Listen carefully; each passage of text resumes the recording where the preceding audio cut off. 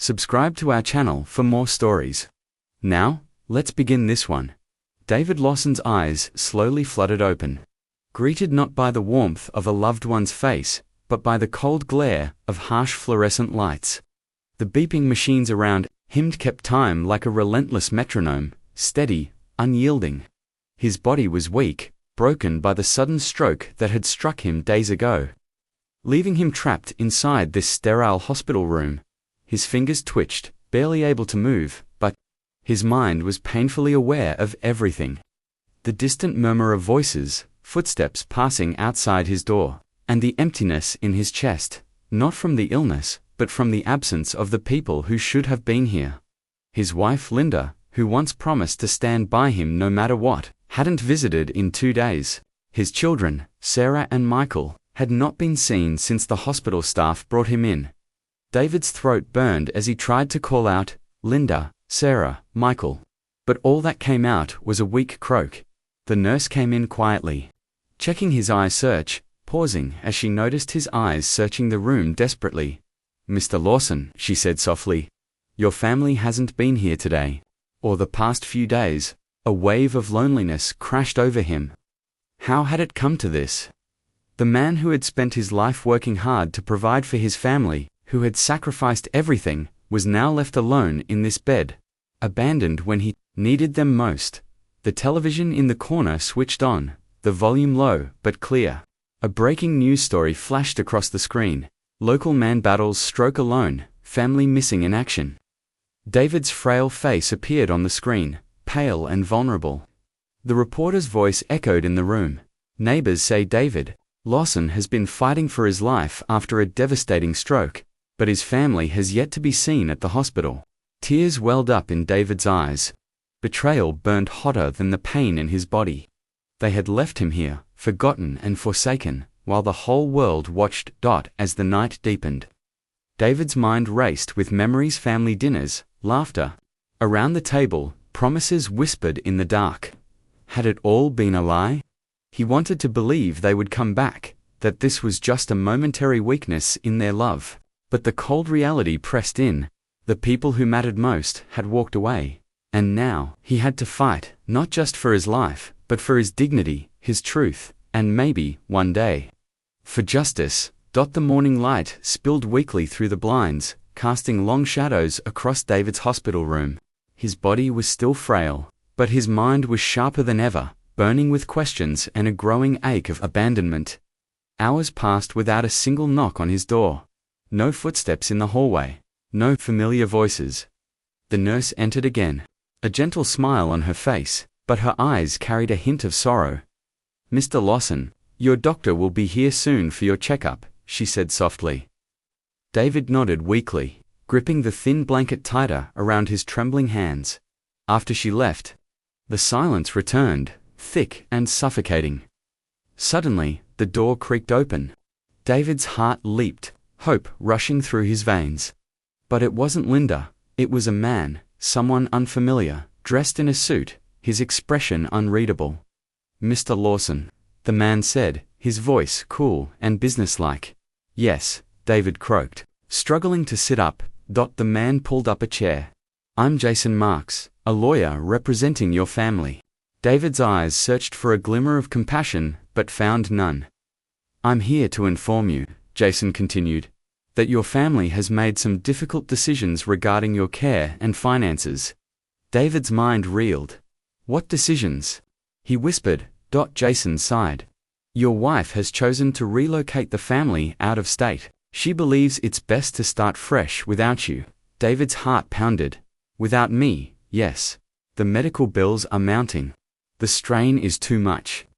They've also begun liquidating assets to cover expenses." David's voice cracked. "My house, my savings." Jason nodded solemnly. "They're being sold or withdrawn." Tears welled up but refused to fall. David lay back, overwhelmed by the cruel reality. His family had abandoned him, not just in this hospital bed but in life itself. Later that day, David's phone, a small device on the bedside table, buzzed incessantly. The screen lit up with calls labeled Sarah, Linda, Michael, all unanswered. all ignored by him in despair. He pressed the button and listened to a voicemail. "Dad, I'm sorry, we can't do this anymore. Please understand." His chest tightened, anger and heartbreak swirling in an unbearable storm as night fell again. The hospital TV news came back on, this time showing a picture of David with a headline, "Man left to fight alone, a family's silent departure." David stared at the screen, the distant hope inside him kindling into a quiet but fierce determination. They had left him, yes, but this story was far from over. The next morning, David awoke to a soft knock on the door. This time, it was someone different, a woman with kind eyes and a warm smile. "Good morning, Mr. Lawson," she said gently. "I'm Emily, your new physical therapist. I'll be helping you regain your strength." David managed a faint smile, grateful for this small sign of care in the loneliness. As Emily carefully guided him through exercises, David's thoughts kept drifting back to his family, the wife and children who had abandoned him in his darkest hour. Later that day, Emily returned with a phone. "I know this isn't easy," she said quietly, "but there are people who want to help. Someone reached out to a local news team about your story. They want to share it with the world." David hesitated. Could he face the world like this? Vulnerable, broken, but inside, a spark ignited. Maybe this was the moment to fight back, to show them, and everyone else, that he was not defeated. That evening, as the sun dipped below the horizon, David's face appeared once again on the evening news. Only this time, the story was different. The reporter's voice was firm and compassionate. David Lawson's story is one of betrayal, resilience, and hope. Left alone to battle a devastating stroke, he has inspired a community to rally behind him. The camera showed images of neighbors organizing fundraisers, volunteers visiting the hospital, and messages of support flooding social media. David felt something he hadn't felt in days. Hope, a quiet strength rising from the depths of despair. His family might have walked away, but now, he had the world behind him, and he wasn't done fighting yet. Weeks had passed since David's face first appeared on the evening news, sparking a wave of support from strangers and neighbors alike. Every day was a battle, not just to recover his strength, but to reclaim his life from the shadow of betrayal. The hospital room had become a strange kind of battlefield, where pain and hope clashed in equal measure. One quiet afternoon, as David rested after a particularly exhausting therapy session, his phone buzzed again. This time, the screen flashed Linda's name. His fingers trembled as he answered. "David, ... I don't know how to say this." Linda's voice cracked, weighted with guilt and fear. "There's something I've been hiding. Something you need to know." David's heart quickened. After everything, what more could there be? Linda swallowed. "Before your stroke, I found out something about you.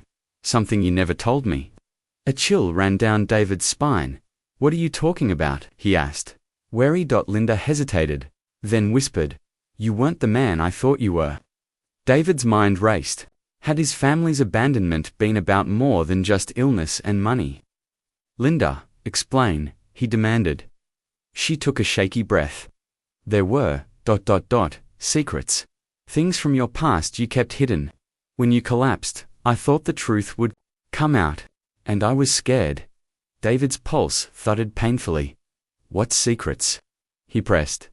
Linda's voice lowered. "I don't know everything yet, but I found messages, threats, mysterious calls. I think someone was after you, long before the stroke." The line went silent. David sat back, overwhelmed. His family's betrayal was tangled with shadows deeper than he ever imagined. That evening, as David stared at the ceiling, the hospital TV flickered on with breaking news, exclusive. Local man's family abandons him amid hidden past. The reporter's voice echoed coldly. Sources reveal that David Lawson may have been hiding secrets that tore his family apart. David's jaw clenched. His private battle had just become a public war. Far away, Linda wiped tears from her face. As she watched the broadcast, regret was now mixed with fear. Because whatever David was hiding, it wasn't just their family's pain at stake anymore. David lay awake, the glow of the hospital TV casting flickering shadows on the ceiling. His mind raced, piecing together fragments of memories he had long buried, phone calls in the dead of night. Strange men watching from a distance, whispered threats he'd never dared share. Now, those secrets threatened to unravel everything. The next morning, Emily entered with a concerned look. "David, there's someone here to see you," she said quietly. A tall man in a dark coat stepped in, calm but serious. "Mr. Lawson, I'm Agent Miller with the FBI," he introduced himself. "We need to talk about your past, about who might want to harm you." David's heart pounded. "Why now?" he asked. "Because," Miller said, "your family's departure, your stroke, and the threats they're connected. We believe someone close to you betrayed you." David's eyes narrowed. "Who?" Miller hesitated. "We're investigating. A man named Victor Drayson, a dangerous figure from your old life." David swallowed hard. Victor Drayson. The name was a ghost from a time he wished to forget. Later that evening, David stared out the window, the city lights shimmering like distant stars. His fight wasn't just to heal his body anymore, it was to protect the truth, and maybe to save what little family he had left. David felt the weight of the world pressing down as Agent Miller laid out the pieces of a puzzle he hadn't known existed, a web of deception, betrayal, and danger that extended far beyond his hospital room. "Victor Drayson," Miller explained, "is no ordinary criminal. He's an arms dealer, with ties to some of the most dangerous people in the world. We believe your family's sudden disappearance was to protect themselves from him. Or maybe from you." David's fists clenched. "But why me? What do I have to do with him?" Miller's eyes darkened. "That's what we're trying to find out. But Drayson doesn't forget, and he doesn't forgive." That night, the hospital felt colder than ever. David's thoughts swirled, memories he had tried to bury, promises he'd broken, and sacrifices he'd made to keep his family safe. But safety was a lie. Suddenly, his phone vibrated.a message appeared. "You can't run from the past. It's closer than you think." David's breath hitched. Someone was watching, waiting, and the fight for his life was only beginning. David's hospital room was shrouded in darkness when the sharp buzz of his phone shattered the silence. The message was brief, chilling. "Trust no one." His pulse quickened. Whoever was sending these knew how to get under his skin. The next morning, Agent Miller arrived with grave news. "We've tracked some recent financial transactions," Miller said, laying out a file. "Your family, Linda and Sarah, have been funneling money to a known associate of Drayson, someone you might know." David's heart sank. "Drew Porter," he muttered. Drew Porter, the man David once trusted, his wife's longtime confidant, and now the thread connecting his family to the dangerous underworld he tried to leave behind. Emily looked at David, concern deep in her eyes. "This isn't just about your health anymore, David, it's about survival." That evening, David stared at the ceiling, the weight of betrayal heavier than his own body. He wasn't just fighting to recover, he was fighting to uncover the truth. No matter how dark it was, with Agent Miller and Emily's support, he confronted Linda and Sarah in a quiet, tense meeting arranged at the hospital. The truth spilled out. Drew Porter had manipulated them, promising security and wealth in exchange for cooperation.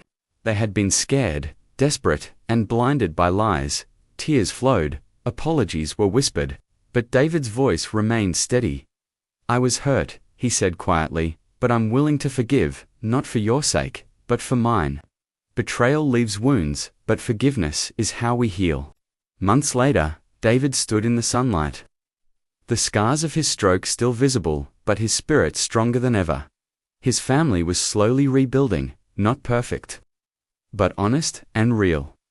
The community that had rallied around him had become a second family. As he helped his son Michael adjust a telescope in the backyard, David smiled. Life had tested him in ways he never imagined. But through pain and betrayal, he learned this truth. Family is not just who stands by you in the good times, but who chooses to stay and fight with you in the darkest hours. Share your thoughts below. Thank you for watching.